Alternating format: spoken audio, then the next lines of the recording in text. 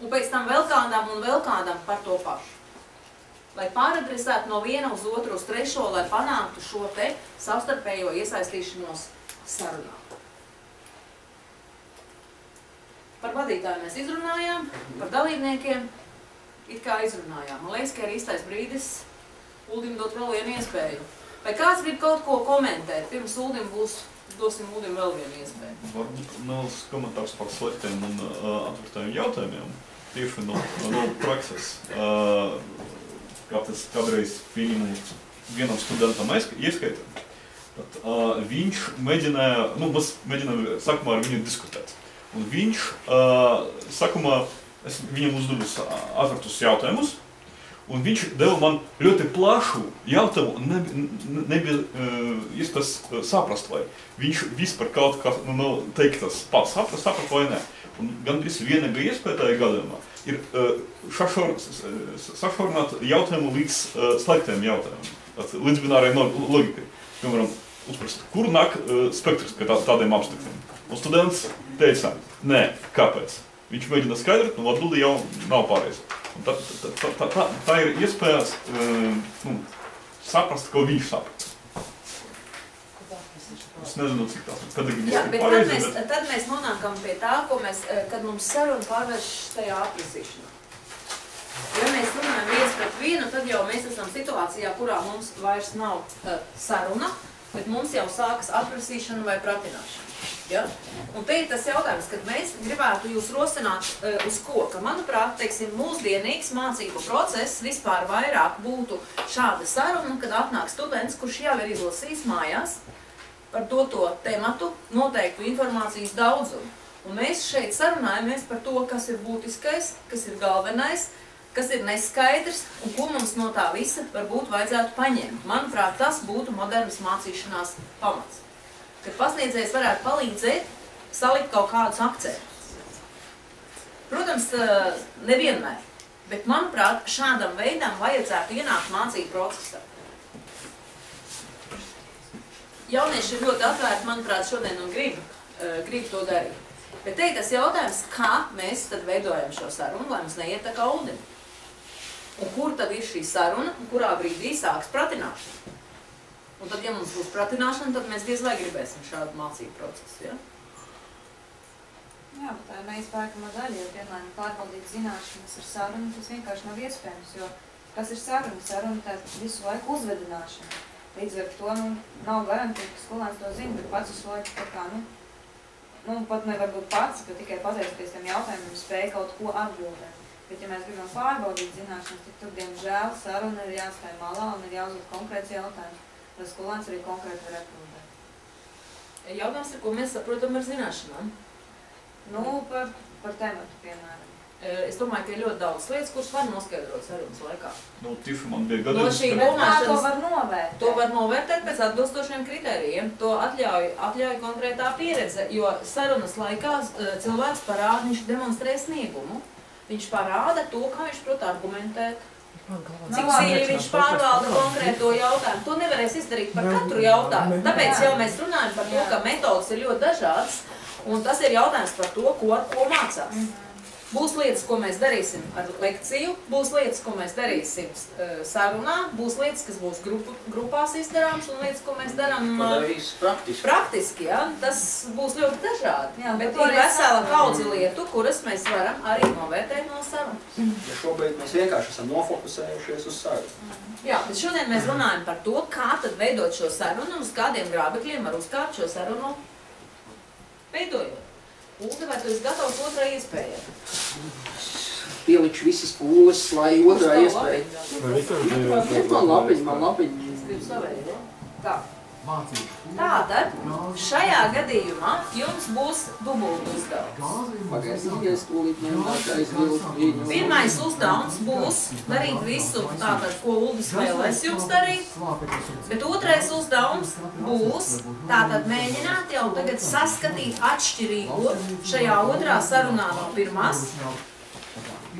Mēģināt piefiksēt tātad, kas ir uzlabojumi, Kas ir tās lietas, ko jūs jau redzat, kas notiek tātad labāk nekā tas bija pirmajā reizē?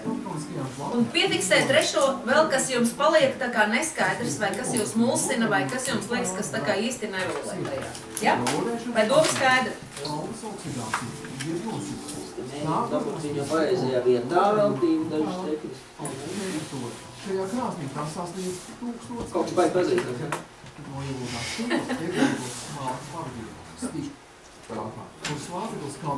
Saprot, špica redzat palīgā.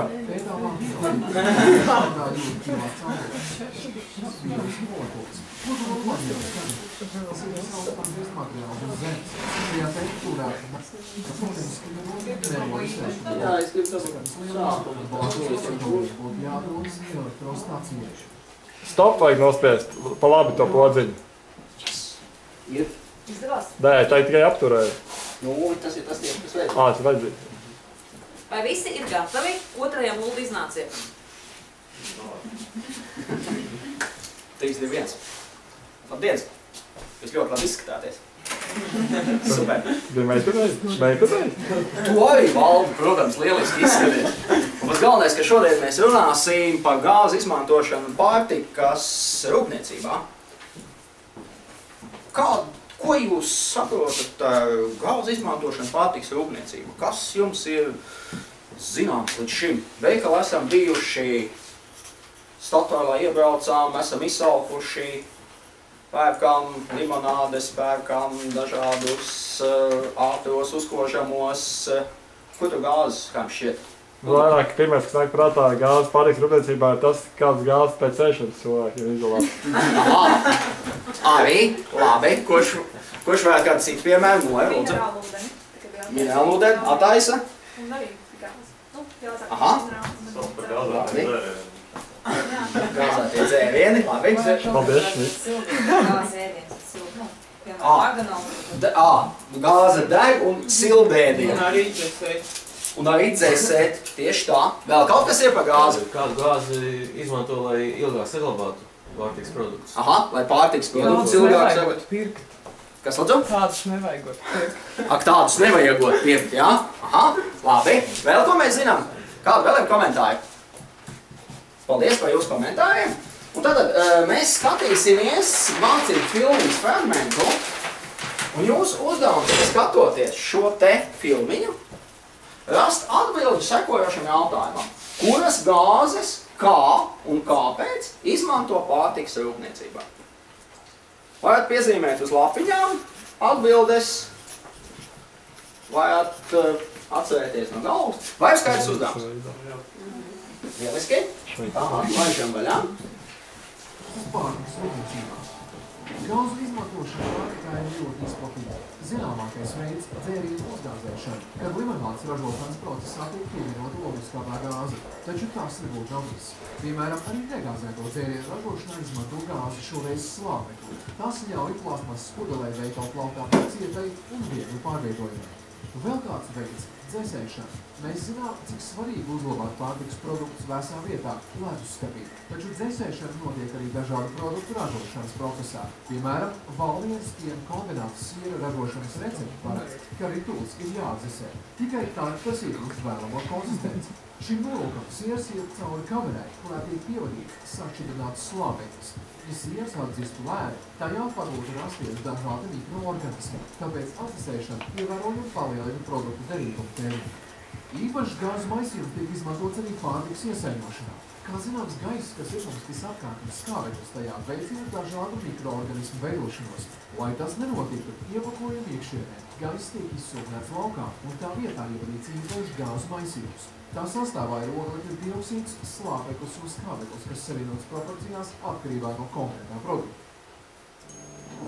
Paldies! Medicīnā visplašāk tiek pielietots. Tā. Filmiņi ir noskatīti. Tagad padomājiet pie sevis. Atbildu šo te jautājumu. Kuras gāzes, kā un kāpēc izmanto pārtikas rūpniecībā?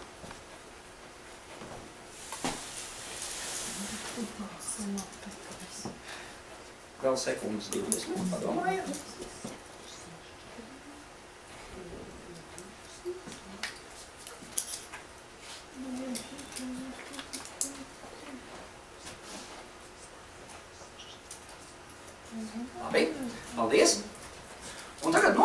izmantosim, kādus piemērus tādu par gāzu izmantošanu mēs redzējām konkrētajā filmas piemērā. Agnes, ko tu redzēji? Es redzēju, ka dzērienu gāzēšanā ogliskābo gāzi izmanto. Aha, paldies. Ko Mārīte redzēja? Mārīte? Sieru, ka taisa, lai atdzesētu. Aha, sieru, lai atdzesētu. Sasēdināt slāpekli, palielina derīgu termiņu. Paldies, ļoti labi. Ko Dmitrijs redzēja? CO2 kā dzēsešanas veids. Aha, kā dzēsešanas veids, labi. Ko Elīna redzēja? Mums bija pārsteigums, ka izmanto slāpekli, iegāzātajiem dzērieniem, lai pudeli būtu cietāk un turbūt pārvadāt. Paldies. Kuram vēl bija kāds pārsteigums? Ko viņš uzzināja no jauna? Man bija pārsteigums, kā produktu ilgākai saglabāšanai lieto arī skābekli. Kādēļ tas tā? Kam vēl bija kāds pārsteigums, ko jaunu uzzināja? Tas var pūdēties siertiem vai? Aha. Saki, Valdi, skaļi? Nē, es vienkārši atbildot uz iepriekšējo, kad ir tāda pūdēties sierti, tad droši vien, ka vajag pievadīt skābekli, lai viņi pūst labāk. Tu atkal ir pretējais process nepieciešams, jā? Ļoti labi. Ko Svetu uzzināja? Kas tev likās svarīgi? Man bija par tiem negāzētiem dzērieniem, jo speciāli vienmēr pārka negāzētos, pēc kas negribu tās visas gāzes, un izrādās, ka garīgi gāzes. Tā bija vilšanās. Aha. Un ar kādu mērķi tad šī gadījumā tā gāze tiek izmantotajos, it kā negāzētajos? Lai tās pudeles būtu cietāks un būtu vieglāk pārvadāt. Vieglāk pārvadāt. Un, Jāni, kā tev šķiet, ar kādu mērķi tad uz gāzētajos izmanto to CO2? Varbūt burbuļi. Un tikai burbuļi? Varbūt kāds var palīdzēt? Aldi? Es pat iepriekšēji gribēju atbildēt komentārus, ka man tā liekas, ka slāpekli, kāpēc izmantot jau nav nekas slikts, vai kad ir cietāks, jo mums apkārt arī ir slāpeklis. Ja mēs atveram negāzētu pudeli, tāpatās tur jebkurā gadījumā būs iekšā pēc tam slāpekli. Bet galvenais mērķis šī gadījumā bija tas, lai šīs pudeles ir tātad vieglāk transportējamas, izmantojamas un noteikti arī... Tur nav jāviļās tajā, tas ir ļoti labi, jo tas apkārt arī būtu jāviļās, ka mums ir slāpekli. Bet atgriežoties pie šī versijas, kāpēc mēs izmantojam šo ogliskābo gāzi CO2 minerālu ūdeņos? Aha. Tas varētu būt jautājums, par kuru mēs varētu pārunāt jau kādā no nākošajām tikšanās reizēm. Lai ar mentos labāk reaģē. Aha, arī versija? Lai ilgāk saglabātos. Aha, te ir vairākas versijas. Tas varbūt kā mēs varam vienoties tādējādi, kā uz nākošo tikšanās reizi jūs paskatieties dažādos informācijas avotos, ko jūs varat sameklēt, kāpēc tu tas CO2 iekšā. Bet tagad atgriežoties par to, kuras un kā izmanto pārtikas rūpniecībā, mēģināsim tad uztaisīt tādu kopsavilkumu. Zane, varbūt tad kopsavilkums par to, kādi piemēri, kuras gāzes tika izmantotas. Vēl vienu reizīti. Tāda patikas uzglabāšanā, lai ilgāk turās svaigi, izmanto oglekli, slāpekli, skābekli. Aha, labi. Tātad uzglabāšanai izmanto oglekli, slāpekli, skābekli. Ogliskābo gāzi. Ogliskābo gāzi. Paldies, Švit. Ogliskābo gāzi. Paldies. Bija ļoti vērīgs, malacis. Tātad izmanto šīs te trīs gāzes savstarpēji saliekot proporcijās atbilstoši katram pārtikas produktam. Kas man vēl nav runājis? Parādi vārdiņu. Baiba. Daudz laimes vārdu dienā, baiba. Kāds bija vēl piemērs? Tātad viens piemērs bija šis te, lai saglabātu. Vēl kāds piemērs? Otrs, lai pārvietotu labāk. Aha. Un ko mēs te izmantojam? Mazgāzētos dzērienos, slāpekli. Un vēl bija trešais variants. Kas mums bija trešais variants? Sanda. Kāds bija jautājums? Kāds bija vēl trešais variants? Tātad mums bija, lai saglabātu šo te pārtiku, lai viņi nebojātos, lai būtu ērtāk pārvadāt. Un trešā versija, kas bija, kur mums bija tas jaukais, smukais ritulis. Šķidros slāpeklis. Šķidros slāpeklis, ieramēties. Paldies, Jāni! Jānis un Sandra tagad vienosies par to, kā viņi savstarpēji tā teikt norēķināsies par šo te atbildi. Ja? Labi. Super. Lieliski. Un tātad, ko mēs jau uzzinājām šodien? Kā gāzes, kuras gāzes un kā izmantot pārtikas rūpniecībā. Slāpeklis padara cietāku pudeli. Lieliski. Vēl. Trešreizi. Nākošo reizi. Kas tu vēl bija? Slāpeklis padara cietāku pudeli. Noja. To, ka CO2, N2 un O2 izmanto iesaiņojumus mikroorganismus. Ļoti labi. Un viss taps. Reizi. Kārlis. Kārlis pieliek punktu. Un tā. Vai Kārlis. Labi, kas palīdzēs Kārlim?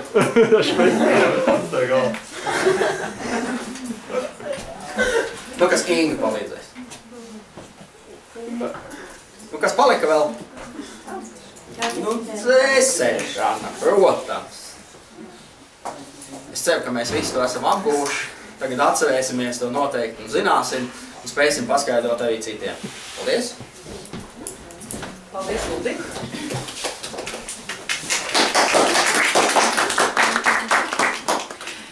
Tagad uzdevums ir tātad sekojošs. Mēģinām piefiksēt, kas jūsuprāt bija tas, kas Uldim veiksmīgi izdevās vadot sarunu. Un otra lieta, tātad, kas ir tas, kas jums liekas, kas vēl tomēr būtu jāuzlabo. Tad 2 minūtes laika, katrs individuāli vispirms pats padomā pie sevis. Tātad, kas jūsuprāt sarunu vadot, Uldim tagad izdevās labi, un kas ir tas, ko tomēr vēl būtu jāuzlabo. Mēģinām katrs pats, dodam iespēju kolēģiem padomāt.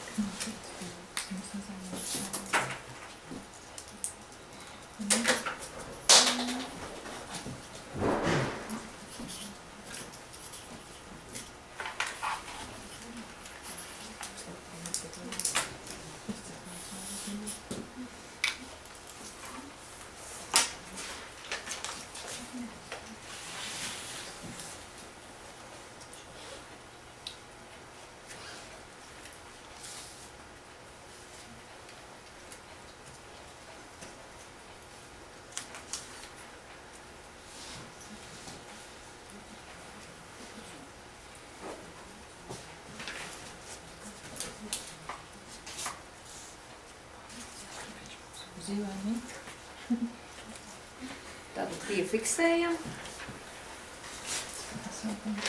Kas bija tas, kas jūsuprāt šo sarunu vadot, Uldim labi izdevās? Kas ir tas, ko vēl viņam vajadzētu uzlabot?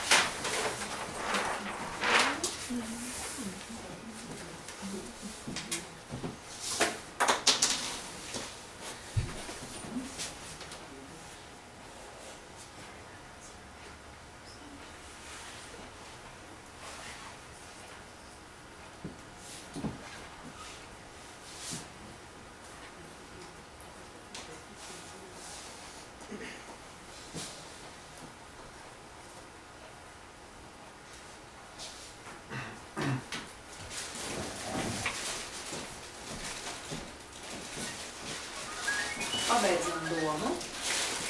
Pieliekam punktu. Labi. Paldies pagaidām. Un tagad mēģinām tad sākt vienu labu lietu, kas labi izdevās Uldim. Bija jautājumos iesaistīt visi auditoriju. Labi. Pauls. Bija labs ievads. Bija skaidrs, kam jāpievērš uzmanība un par ko jādomā šajā stundā, vērojot filmu. Marta? Bija jautājums. visiem. Zanes? Patika, ka viņš likās personīgi interesēts šajā te vispār tēmā. Šoreiz viņiem bija atvērtie jautājumi un nebija tādas atbildes, ka viņš teica, ne, tas nedara, tas nepareizi, un tad jautāja, kamēr dabūja pareizi atbildi. Viņam visas atbildes bija labas šoreiz. Baiba? Nu, neļauj atslēgties auditorijā kopumā, bet visas iesaistīja vairāk. Nu, kaut kā visiem bija jāuzmanās, ka tik tūlīt tās nepajautā un jāatceras, nu, ko viņš tagad teiks. Tad neļauj novērsties no stundas. Elīna, ko teiks? Es domāju, ka arī radīja interesi ar pastāstot, kas nākamajā pamacēt paši. Jā. Vai kāds vēl grib kaut ko piebilst? Galvenais, ka viņš nebija naidīgi noskaņots, netēlot tādu, ja? Un līdz ar to šī iespējamā iesaistīšana rosināja nevis bailes, bet intereses tiešām pret to, ko viņš grib stāstīt. Jā. Pirmkārt, viņš ne tikai pievērsās, bet viņš arī pieskārās cilvēkiem. Un arī tas, kad bija kopsavilkums, tas bija labi forši. Riskanti. Nē, nu jā. Tas bija tas. Labi. Vēl kāds grib kaut ko piebilst? Paprastīja, ko mēs zinām paši jau pirms tam, pirms filmas. Un kāpēc tas bija svarīgi? Lai atsauktu atmiņā. Tātad mācīšanās sākās ar iepriekšējās pieredzes aktualizēšanu. Ir divas lietas, ja mēs gribam, lai kāds no mums kaut ko mācās. Pirmais, aktualizējam visu, ko cilvēks par to zina. Otrais, domājam, kā viņu uzaugt. Kas ir āķis, ko mēs izmantam, lai viņš vispār gribētu ar mums sarunāties? Ja? Tātad tas vienalga, vai mums ir lekcija, vai mums ir saruna, vai mums ir kas. Šīs divas lietas ir tā kā likums. Trešā, skaidrs uzdevums, ko mēs tagad darīsim. Skaidrs beigas. Ja mēs tagad skatāmies uz šīm te lietām, uzdevums, jautājumu, nodarbības vadītājs, dalībnieki, kādas būtiskākā atšķirība ar pirmo piegājienu, otrajā? Pilnīgs pretstats. Tātad uzdevums šajā gadījumā, ja pirmajā gadījumā bija galīgi neskaidrs, tad otrajā tika pateikts sākumā, bija ļoti skaidrs. Beigās bija kopsavilkums, tātad mēs mēģinājām arī saprast, ko tad mēs te īsti esam izdarījuši. Kādi bija jautājumi, kas tika uzdot? Dažādi. Jautājumi bija dažādi. Bija gan tādi, gan tādi. Kas tika darīts ar jautājumiem? Kā viņi tika uzdoti? Cik cilvēkiem tika uzdoti jautājumi? Tiešām visiem. Tiešām nebija.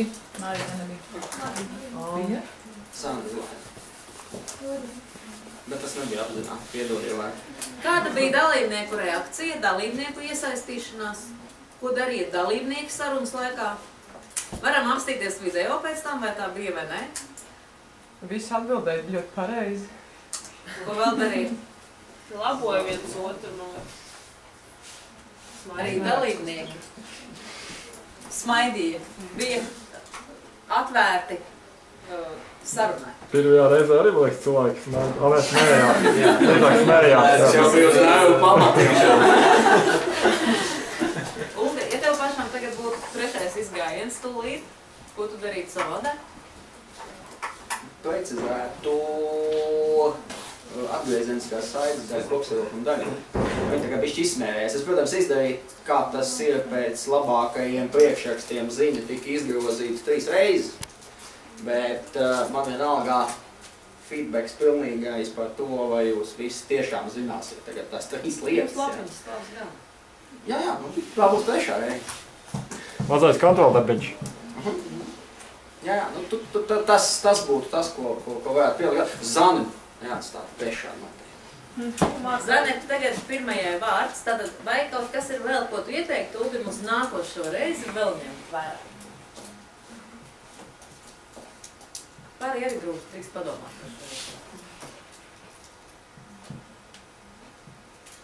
Man liekas, tā atgriezeniskā saitē bišķīt apnika, kad tās 3 galvenās lietas tikai maļ uz riņķi, vienam paprast, tad otram, un tad jau atkal jāatbild par to pašu.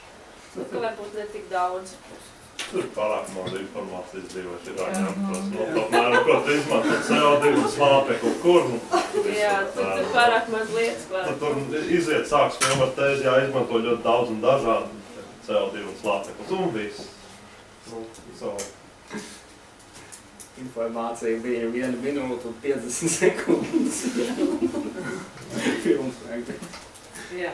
Nu, jā, sarunā varēja rosināt skolēnus mācīt vienam otru, teiksim, ja kādam ir pieredze, kāds vēl gāzes var lietot un kādiem nolūkiem. Šmits uzreiz paņem vadību un... Es arī gribēju teikt, ka vēl aizvien Šmits izmanto kā glābēju saliņu. Viņš pats bija teicās, es viņam pat neprasīju. Es teicu, ka viens cits no aizmugurs vairākas reizes kaut kā teica, ka var Šmitu tev teikt. Tas jau atkal jau pagriezts zem tanka, ja. Kaut kā līdzīgi. Malākais kardināls izskēma. Kaut kā līdzīgi. Vai ir kas vēl piebilstams tātad par to, ko vēl Lūdzu varētu ņemt vērā nākošreiz vadot sarunu? Ir 3 lietas. Jā. Pirmā lieta, Uldam jāatceras, ka katram cilvēkam ir sava komforta zona. Jā. Un ar pieskrieniem tur varētu būt... Jā, izrunājam šo jautājumu, varbūt nokomentē pats ir. Tieši tā, nu tas atkal tā teikt, man vaļība šī gadījumā, jā. Un gan Baibai, gan Kārlim, teiksim, jā, es pa daudz tuvu pietuvojos šajā te komforta zonā, jā, un tad vienkārši man vajadzēja lūgt, lai šo vārdziņu atklāja pats vai tādā veidā rīkoties, jā.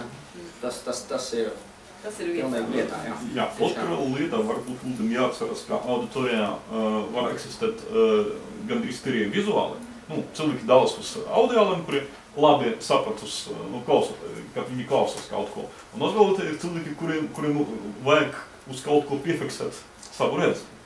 Un es gaidu, kad Uldis uzrakstīs kaut ko uz tāpēc, ja viņam bija sākumā sapratama struktūra no 2 daļām, kā pirmais variants ar sistematizēt pa gazēm, otrais variants sistematizēt pa izmantošanu. Bet Uldis tā arī neizdarīja. Un es kā gandrīz, es principā esmu vizuāls, un kad diskusijā aizēju uz 3. riņķi, es gandrīz izskatos no diskusijas. Es piekristu, ja būtu lielāks šis informācijas apjoms, bet par cik šis informācijas apjoms patiešām bija tikai burtiski tur 2 gāzes, kuras kaut kur liek, ja, nu tur tā īsti nebija ko rakstīt, man liekas, ka bija ļoti labi tas, ka Lūdzu uzrakstīja šo jautājumu, uz kur ir vajadzīgi atbildi uz tā sākumā. Ja? Nu, protams, vēl varēja uzrakstīt tās pašas gāzes un vēl kaut ko, to, protams, var darīt. Bet nu, tad mums ir jāatcerās, ka ir arī vēl ne tikai audiāliķi un vizuāliķi, bet vēl ir arī kinestētiķi, un tad mums ir jāgrib, lai mēs vēl arī varam, nezinu, iedzelties, izvilkt pudeli un vēl kaut ko darboties. Ja?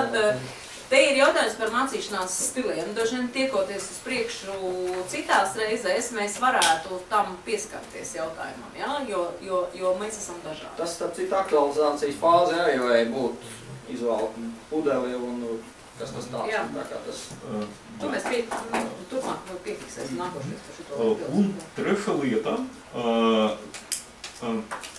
varbūt būtu labi paraucināties, kā katrs no esošiem saprast galvenus iedzenus jau. Šeit auditorijā diskusijas laikā bija 2 varianti, vai no ugunskapa gāze vai CO2. Un katram cilvēkam ir savs triviāls komplekts. Un man nav paraucības, ka visiem skolēniem, ja piemēram viņi ir 7. klases skolēni, viņi zina, ka CO2 ir ugunskapa gāze. Jā.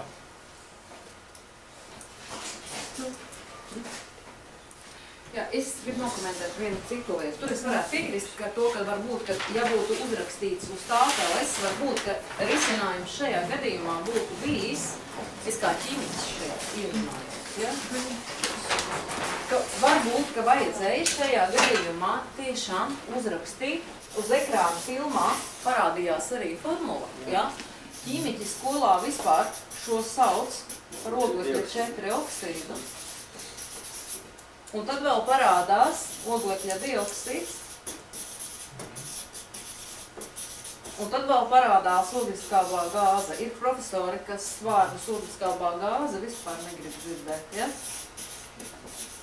šeit droši vien ir vietā tā doma, ka ja mums būtu tiešām šausmīgi svarīgi to iemācīties, ka tad par šiem terminiem vajadzēja izrunāt. Tā, par pašu formu, tātad mēs šeit, kā es jau teicu, no rīta lietojam vārdu saruna. Angliski ir jocīgi, tur visu sauc par discussion, ja mēs lasam tekstu angliski.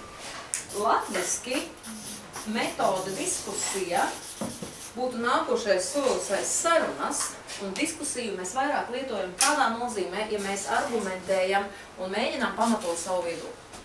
Diskusiju mēs veidojam viedokļu formā.